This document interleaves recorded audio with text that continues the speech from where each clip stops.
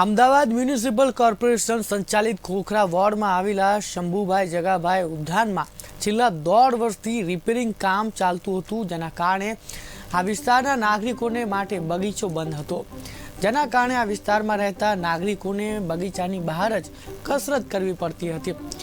KTV news ગુજરાતીના અહેવાલ બાદ માત્ર 14 જ દિવસમાં બગીચો તૈયાર કરી દેવામાં આવ્યો છે।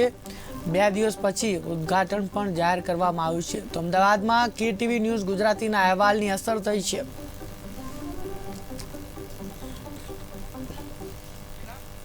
ઉદ્યાનમાં છેલ્લા 1.5 વર્ષથી આ ઉદ્યાન સમારકામ રીતે બંધ રાખવામાં આવ્યું હતું, જેના લીધે આજુબાજુના વિસ્તારના નાગરિકોને અને યુવાઓને બહુ તકલીફ પડતી હતી। અને આ અંગે સ્થાનિક માજી મ્યુનિસિપલ કાઉન્સિલર જ્યોર્જ ડાયસની આગેવાનીમાં એક આંદોલનનો પ્રોગ્રામ કરવામાં આવ્યો હતો અને છેલ્લા 10 દિવસમાં આ ઉદ્યાન સમૂહ થઈ ગયું, કમ્પ્લીટ થઈ ગયું અને 25 તારીખે એનું ઉદ્ઘાટન બી થવાનું છે। આ અંગે આપણે માજી મ્યુનિસિપલ જ્યોર્જ ડાયસની પ્રતિક્રિયા જ્યોર્જભાઈ, આ અંગે શું આખો વાત છે અને કેવી પરિસ્થિતિ છે?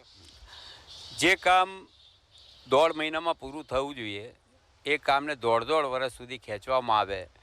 આ જ કામ જો પૂર્વ વિસ્તારની જગ્યાએ પશ્ચિમમાં હોત તો હું માનું છું કે મહિનામાં પૂરું થઈ જાત, પરંતુ જાણે ઓરમાઈ ભરું વર્તન હોય પૂર્વ વિસ્તારની અંદર।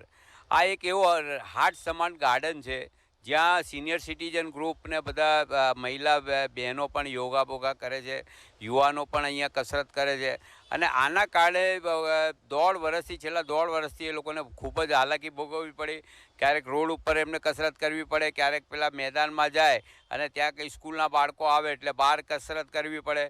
એટલે એક શિયાળાના સમયમાં અમારી એક માગણી હતી અને એમાં હું તો અભિવાદન કરું છું કે ભાઈ ખોખરા સિનિયર સિટીઝન ગ્રુપ દ્વારા જે મુહિમ ઉઠાવવામાં આવી અને અમે લોકો બધા ભેગા થઈને જે લડત ઉપાડી તેના કારણે અમે વિજય થયા અને રાત દિવસ કામ ચાલ્યું અને ટૂંકા ગાળાની અંદર આ હવે લગભગ 25 તારીખે એનું ઓપનિંગ છે। ત્યારે અમે કહીએ છીએ કે સારામાં સારું જો પહેલાં કર્યું હોત તો એનો લાભ મળ્યો હોત।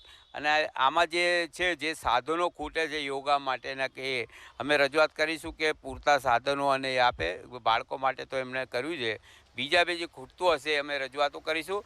પણ આ ખરેખર પશ્ચિમ વિસ્તારમાં હોત તો વહેલું થઈ જાત, પણ અમને 1.5 વર્ષ સુધી રાહ જોવામાં આવી। એ અમારી આ ખોખરા વિસ્તારના કમનસીબી ઘટના છે અને ઓરમાઈ ભરું વર્તન જો આવી રીતે સરકાર કરતી હશે, બ્રિજની વાત કરો તો બ્રિજ એમને પડ્યું છે, કાંકરિયા બ્રિજ બનતું હતું ત્યારે પણ ઓરમાઈ ભરું વર્તન હતું।